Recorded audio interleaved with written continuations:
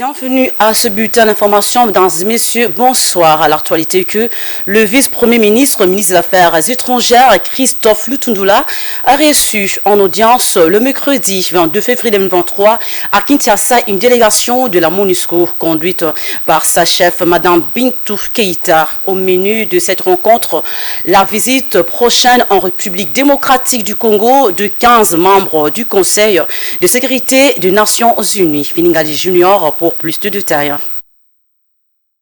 Du 9 au 12 mars 2023, une délégation du Conseil de sécurité des Nations Unies est attendue à Kinshasa pour différents contacts sur la situation sécuritaire dans la partie orientale du pays. En préparatif, le vice-premier ministre, ministre des Affaires étrangères, Christophe Lutundula Apala, a échangé au cours d'une réunion technique avec la MONUSCO, le HCR, des informations utiles afin que cette délégation trouve un terrain prêt pour une mission réussie. Toutes les questions humanitaires, celles relatives à l'insécurité dans l'Est et même celles ayant trait aux préparatifs des élections étaient à l'ordre du jour. La problématique des 80 000 réfugiés congolais qui se trouveraient au Rwanda sera aussi sur la table. En toile de fond, le processus de Nairobi et de Luanda qui s'impose comme voie de sortie des crises dans la partie est de la République démocratique du Congo. Ces 15 membres du Conseil de sécurité de l'ONU qui arrivent à Kinshasa se rendront également à Goma au Nord Kivu pour s'enquérir de la catastrophe humanitaire créée par le Rwanda sous couvert du M23. Bien autre chose à présent, le chef coutumier de Pelende-Nord dans la province de Kwango ont déposé un mémo auprès du gouverneur de cette même province au sujet de la suspension du chef Kouafou. Ce dernier demande au vice-premier ministre et ministre de l'Intérieur de surseoir sa décision qui pèse sur leurs collègues. Suivez-le au micro de Martin Kayembi. Mémo à l'intention de son Excellence, Monsieur le gouverneur de la province du Kwango, en contestation de la mesure de suspension du grand chef Kiamvu, chef de la chefferie Pelende-Nord. Nous, chef coutumier de la chefferie Pelende-Nord, en territoire plutôt de Kenge, province de Kwango, réunis en ce jour, mardi le 21 février 2023, à Kengeville, chef-lieu de la province du Kwango, réitérons notre attachement aux idéaux de son Excellence M.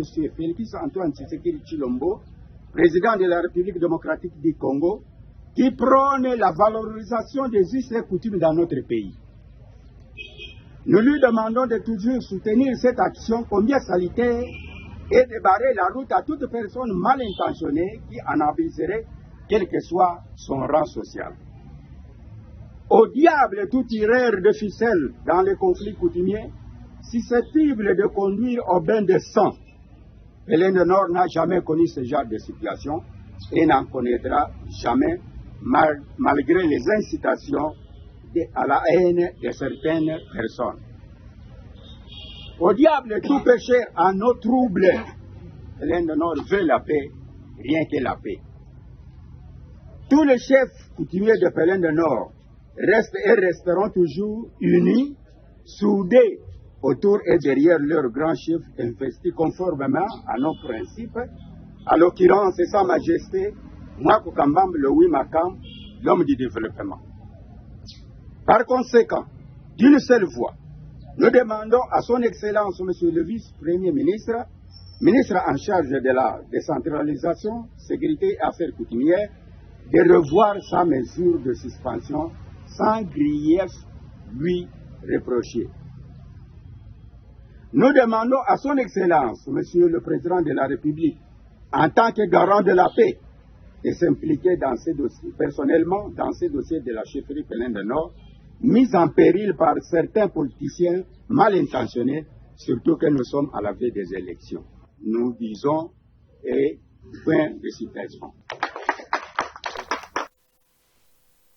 Élection, on en parle. Bestine Kazadi Ditabala, représentante personnelle du chef de l'État à l'Organisation internationale de la francophonie, OIF, a été reçue le mercredi 22 février 2023 par le président de la commission électorale nationale indépendante, Denis Kadima Kazadi. Au menu des échanges entre les deux personnalités, l'évolution du processus électoral en cours en République démocratique du Congo, au commentaire de Bijou Lumuna. Vestine Kazadi, représentante personnelle du chef de l'État à l'Organisation internationale de la francophonie, en sigle OIF, a été reçue par le président de la Commission électorale nationale indépendante, Denis Kadima, le 22 février dernier. Cette visite avait pour but d'échanger sur l'évolution du processus électoral en cours. Vestine Kazadi a remercié son hôte pour l'accueil et a promis que son bureau sera en étroite collaboration avec la CENI pour la réussite du dit processus. C'est une première rencontre avec Monsieur le président de la CENI, Monsieur Denis Kadima, qui est une rencontre de travail. Nous avons discuté sur le processus électoral à travers les différentes aires, les chiffres qui sont positifs, encourageants.